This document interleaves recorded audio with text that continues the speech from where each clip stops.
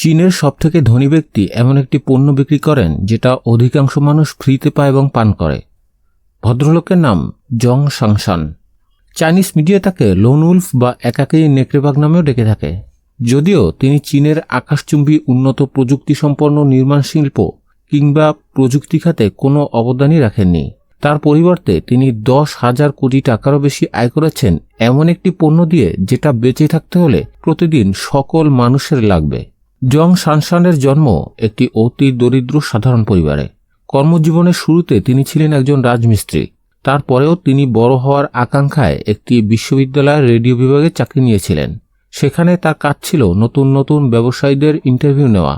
জং তাদের ইন্টারভিউ নেওয়ার সময় মন্ত্রমুগ্ধ হয়ে ব্যবসায়ীদের সফলতার গল্প শুনতেন। আর তাই ব্যবসায়ীদের বিভিন্ন ধরনের সফলতার গল্প শুনে উদ্যোগী হয়ে প্রথমে মাশরুমের ব্যবসা শুরু করেন, কিন্তু সেটাতে লস খান। তারপর চিংড়ির ব্যবসা শুরু করে, সেটাতেও মার খান। তারপর কচ্ছপের ব্যবসা শুরু করেন, সেটাতেও লস খান। সবগুলো ব্যবসাতে লস খেয়ে যখন প্রায় সর্বস্বান্ত, তখন একদিন খেয়াল করলেন চীনের মানুষেরা স্বাস্থ্যের প্রতি দিন দিন সচেতন হচ্ছে। খেয়াল করলেন পানির ব্যবসা হতে পারে এমন একটি ব্যবসা যা কোনোদিনও মার খাবে না, কারণ বেঁচে থাকতে হলে মানুষের পানি পান করতেই হবে। আর সেই আইডিয়া থেকেই তিনি শুরু করলেন নাংফু স্প্রিং ওয়াটার নামে বোতলজাত পানির ব্যবসা। আর সেই পানির ব্যবসায়ী জন সানশাংয়ের বোতলজাত পানীয় কোম্পানি চীনের সবথেকে বড় প্যাকেটজাত পণ্যের উৎপাদন প্রতিষ্ঠান হয়ে দাঁড়িয়েছিল।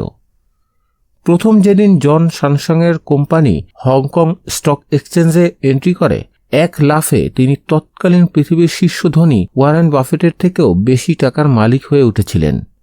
বর্তমানে তিনি পৃথিবীর 15 নম্বর শীর্ষ ধনী এবং তার মোট সম্পদের পরিমাণ 6,97,522 কোটি টাকারও বেশি।